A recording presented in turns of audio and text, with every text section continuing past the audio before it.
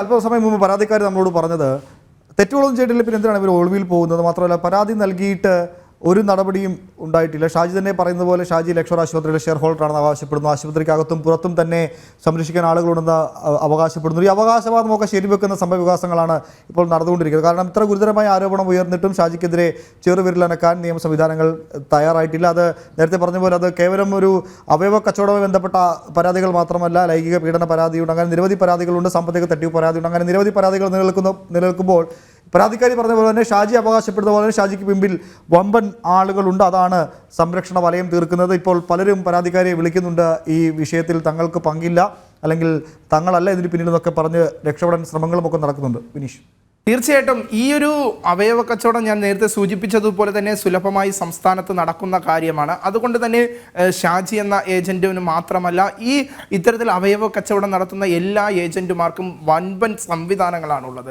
പ്രത്യേകിച്ച് ഇവർ ഈ അവയവം പകുത്തു നൽകിയ നിരവധി പ്രമുഖരുണ്ട്. ഈ പ്രമുഖരുടെ എല്ലാവരുടെയും സംരക്ഷണം ഇവർക്ക് ലഭിക്കുന്നു. ഒപ്പം തന്നെ പ്രമുഖരുടെ മുന്നിൽ ഏറ്റവും കൂടുതൽ ഇവരുടെ മുന്നിൽ ഈ ഒരു അവയവം എത്തിച്ച, തങ്ങളുടെ ജീവൻ രക്ഷിച്ച ഏജന്റാണ് ഏറ്റവും പ്രമുഖൻ. അല്ലെങ്കിൽ ആ ഏജന്റിന് എന്ത് പ്രശ്നം വന്നാലും അവരെ സംരക്ഷിക്കാനുള്ള സംവിധാനം ഈ പ്രമുഖർ നൽകുന്നു എന്നതാണ് ഏറ്റവും പ്രധാനപ്പെട്ട കാര്യം. ആ അവയവം എങ്ങനെ കിട്ടി? അത് നിയമപരമായി അവർ അവയവദാതാവ് ദാനമായി നൽകിയതാണോ, അതൊരു കച്ചവടത്തിലൂടെ ലഭിച്ചതാണോ എന്നൊന്നും ഈ അവയവങ്ങൾ സ്വീകരിക്കുന്ന വ്യക്തിത്വങ്ങൾ കൃത്യമായി പരിശോധിക്കുന്നില്ല. അവർക്ക് അവരുടെ ജീവൻ പിടിച്ചു നിർത്തുക എന്ന ലക്ഷ്യം, അത് മറ്റൊരാളെ കൊലപ്പെടുത്തിക്കൊണ്ടാകട്ടെ, അതിനൊന്നും വിഷയമല്ല എന്ന തരത്തിലുള്ള ഒരു നിലപാടാണ് അവയവം സ്വീകരിക്കുന്ന പ്രമുഖർ സ്വീകരിക്കുന്നത്. എന്തായിരുന്നാലും വലിയ രീതിയിലുള്ള ഒരു അവയവ കച്ചവടം മറ്റു രാജ്യങ്ങളെ പോലും ഞെട്ടിപ്പിക്കുന്ന തരത്തിൽ മറ്റു വിദേശത്ത് നിന്നുള്ള നിരവധി പേർ സംസ്ഥാനത്തേക്ക് ഒഴുകിയെത്തുന്നു. സംസ്ഥാനത്ത് കേരളത്തിലുള്ള ഓരോ ജനങ്ങളുടെ അവയവങ്ങൾ തങ്ങളുടെ ശരീരത്തിലാക്കി തങ്ങൾക്ക് കൂടുതൽ കാലം ജീവിക്കണമെന്ന ഒരു ആഗ്രഹത്തോടു കൂടി, അല്ലെങ്കിൽ അത്തരത്തിലുള്ള ഒരു നിലപാടോടുകൂടി നിരവധി പേർ വിദേശ രാജ്യങ്ങളിൽ നിന്നടക്കം നമ്മുടെ സംസ്ഥാനത്തേക്ക് എത്തുന്നു. അവർ ഇവിടേക്ക് എത്തുന്നു, വലിയ തുകകൾ ഓഫറായി നൽകുന്നു, തുടർന്ന് ഈ അവയവ കച്ചവടത്തിലൂടെ അവയവം സ്വന്തമാക്കുന്നു, പിന്നീട് ഇവർ തിരിച്ചു പോകുന്നു. ഇതൊന്നും പുറം ലോകത്തേക്ക് എത്തുന്നില്ല. അങ്ങനെയുള്ള വലിയ വമ്പൻ തട്ടിപ്പാണ് സംസ്ഥാനത്ത് നടക്കുന്നത്. നമ്മുടെ സംസ്ഥാനത്തിലുള്ള ആളുകൾക്കാണെങ്കിൽ അവയവം കൈമാറുന്നതെങ്കിൽ അതിന് ചെറിയ തോതിലുള്ള ഒരു പൈസയുടെ നൽകുന്ന പണത്തിന് ഒരു ചെറിയ കുറവുണ്ട്. പക്ഷേ വിദേശത്ത് നിന്ന് ഒരാൾ കേരളത്തിലേക്ക് എത്തുകയാണെങ്കിൽ അയാൾക്ക് നൽകുന്ന, കേരളത്തിലെ ഒരു വ്യക്തിയാണ് അവയവം നൽകുന്നതെങ്കിൽ അതിൽ ഏജന്റുമാരായി നിൽക്കുന്ന ആളുകൾ ലക്ഷങ്ങൾ കൃത്യമായി തന്നെ കൈപ്പറ്റുന്നു എന്നാണ് നമുക്ക് മനസ്സിലാക്കാൻ സാധിക്കുന്നത്. ഒരുപക്ഷെ ഇങ്ങനെ ഒരു അവയവ കച്ചവടത്തിൻ്റെ ഒരു കണക്കെടുത്താൽ സംസ്ഥാനത്ത് പോലും ഞെട്ടുന്ന തരത്തിലുള്ള ഒരു വലിയ കൊള്ള സംസ്ഥാനത്ത് നടന്നുകൊണ്ടിരിക്കുന്നു.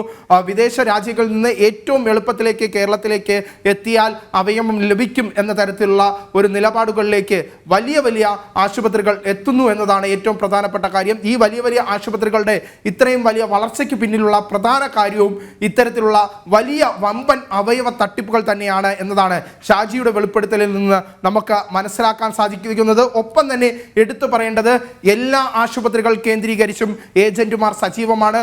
ഈ ഏജന്റുമാരെ സംബന്ധിച്ചുള്ള കൃത്യമായ വിവരങ്ങൾ സംസ്ഥാനത്തിന്റെ പോലീസ് സംവിധാനത്തിനും സംസ്ഥാന ഭരണകൂടത്തിനും എല്ലാവർക്കും വ്യക്തമായി തന്നെ അറിയാം എന്നതാണ് ഷാജിയുടെ വെളിപ്പെടുത്തലിൽ നിന്ന് നമുക്ക് മനസ്സിലാക്കാൻ സാധിക്കുന്നത്. ഉമേഷ്. വിനീഷ്, കഴിഞ്ഞ ദിവസം ഈ ഈര ഉൾപ്പെടെ വെളിപ്പെടുത്തിയ ചില കാര്യങ്ങൾ പരിശോധിച്ചാൽ അവർ പറഞ്ഞു വെച്ചത് ഇങ്ങനെയാണ്: വിദേശത്ത് നിന്ന് അല്ലെങ്കിൽ കേരളത്തിന് പുറത്ത് നിന്ന് കേരളത്തിലേക്ക് അവയവം സ്വീകരിക്കേണ്ടുന്ന ആളുകൾ ഈ ഏജന്റ് മുഖേന അല്ലെങ്കിൽ ഡോക്ടർമാർ മുഖേന ആശുപത്രിയിലേക്ക് എത്തുന്നു. പിന്നീട് ഇവരുടെ മേൽവിലാസം വ്യാജമായി സൃഷ്ടിക്കുന്നു. ഈ കേരളത്തിലുള്ള ഏതെങ്കിലും സാധാരണക്കാരായ BPL കുടുംബത്തിലുള്ള ദാരിദ്ര്യരേഖയ്ക്ക് താഴെ കഴിയുന്ന ആരുടെയെങ്കിലുമൊക്കെ മേൽവിലാസവുമായി ബന്ധപ്പെട്ട് ഇവരുടെ മേൽവിലാസം അങ്ങനെ അങ്ങ് മാറ്റുന്നു. അപ്പോൾ ഇവർ ആരാണ് എന്താണെന്ന് പുറത്തറിയാൻ സാധിക്കില്ല. മാത്രമല്ല സർക്കാരിൻ്റെ പ്രയോറിറ്റി ലിസ്റ്റിൽ ഉൾപ്പെടെ കടന്നുകൂടാൻ തക്ക തരത്തിലേക്ക് റിപ്പോർട്ടുകൾ വ്യാജമായി സൃഷ്ടിക്കുന്നു. ആരുടെയാണോ വ്യാജ തിരിച്ചറിയൽ രേഖകൾ സൃഷ്ടിക്കപ്പെടുന്നത്, ഏത് അഡ്രസ്സാണോ നൽകുന്നത്, അവർക്ക് തുച്ഛമായ എന്തെങ്കിലുമൊക്കെ തുക നൽകി ഇത്തരത്തിലൊരു വ്യാജ രേഖ കൂടി സൃഷ്ടിച്ച് അത്തരത്തിൽ അടിമുടി വ്യാജ ഇടപാടുകൾ നടക്കുന്ന ഇതിൽ കേവലം ഏജന്റുമാരോ അല്ലെങ്കിൽ ഡോക്ടർമാരോ ആശുപത്രി മാനേജ്മെൻറ്റോ മാത്രം വിചാരിച്ചാൽ കഴിയില്ല. വാർഡ് മെമ്പർ മുതൽ അങ്ങ് കളക്ടറേറ്റ് വരെ നീളുന്ന പോലീസ് സംവിധാനങ്ങൾ തലപ്പത്ത് വരെ നീളുന്ന ഒരു വലിയ ഒരു സർക്കിൾ ഇതിന് പിൻപിലുണ്ട് എന്ന് സംശയിക്കേണ്ടിയിരിക്കുന്നു അല്ലേ? തീർച്ചയായിട്ടും ഷാജി തന്നെ നമ്മോട് ചോദിച്ച ഒരു പ്രധാനപ്പെട്ട കാര്യമുണ്ട്. ഷാജി വ്യക്തമാക്കുമ്പോൾ ഷാജി പറഞ്ഞത്, ഞാൻ മാത്രമാണോ ഇതിനകത്തുള്ള കുറ്റക്കാരൻ? സർക്കാർ സംവിധാനത്തിൽ നിൽക്കുന്ന ഉദ്യോഗസ്ഥരുണ്ട്. ഏറ്റവും പ്രധാനമായി ഷാജി തൻ്റെ ആ വെളിപ്പെടുത്തലിൽ വ്യക്തമാക്കുന്നു, സർക്കാരിൻ്റെ സംവിധാനത്തിൽ നിൽക്കുന്ന ഉദ്യോഗസ്ഥർ, ജനപ്രതിനിധികൾ, ഒരു വാർഡിൽ ജീവിക്കുന്ന വ്യക്തിയാണെങ്കിൽ ആ വാർഡിലെ കൃത്യമായ വാർഡ് മെമ്പറുടെ സാക്ഷിപത്രം, തുടർന്ന് തൊട്ട് സമീപ പ്രദേശത്തെ വില്ലേജ് ഓഫീസർ, അദ്ദേഹം ഏത് വില്ലേജ് ഓഫീസിലാണ് ഉൾപ്പെടുന്ന വ്യക്തി, ആ വില്ലേജ് ഓഫീസറുടെ സാക്ഷിപത്രം, തുടർന്ന് ഉന്നത പോലീസ് ഉദ്യോഗസ്ഥരുടെ സാക്ഷിപത്രം. ഉന്നത പോലീസ് ഉദ്യോഗസ്ഥർക്ക് ഇവർക്ക് വേണ്ടിയിട്ട് പ്രത്യേകിച്ച് ഒരു ഹിയറിങ്ങിന് വേണ്ടിയിട്ടുള്ള ഒരു സംവിധാനത്തിലുള്ള സർക്കാർ സംവിധാനത്തിലുള്ള ഒരു ടീം ഉണ്ട്.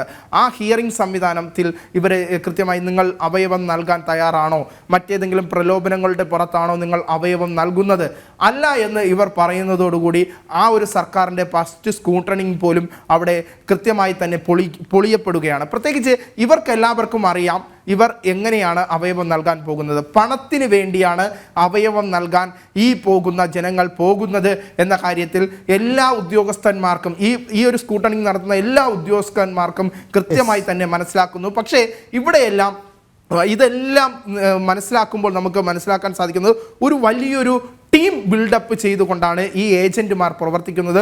ഇവരുടെ എല്ലാം സ്വാധീനത്തോടുകൂടി കൃത്യമായി അവയവ കച്ചവടം സംസ്ഥാനത്ത് നടക്കുന്നു എന്ന കാര്യത്തിലും സംശയമില്ല. ശരി വിനീഷ്, എന്തായാലും ഷാജിയുടെ കൂടുതൽ വെളിപ്പെടുത്തലുകൾ, ഇതുമായി ബന്ധപ്പെട്ട ഉള്ളറകളിലേക്ക് വെളിച്ചം വീശുന്ന മറ്റു വാർത്തകളിലേക്കൊക്കെ വരുന്ന മണിക്കൂറുകളിൽ നമുക്ക് പോകാം. എന്തായാലും വളരെയധികം നന്ദി വിശദമായ റിപ്പോർട്ട് പങ്കുവച്ചതിന്.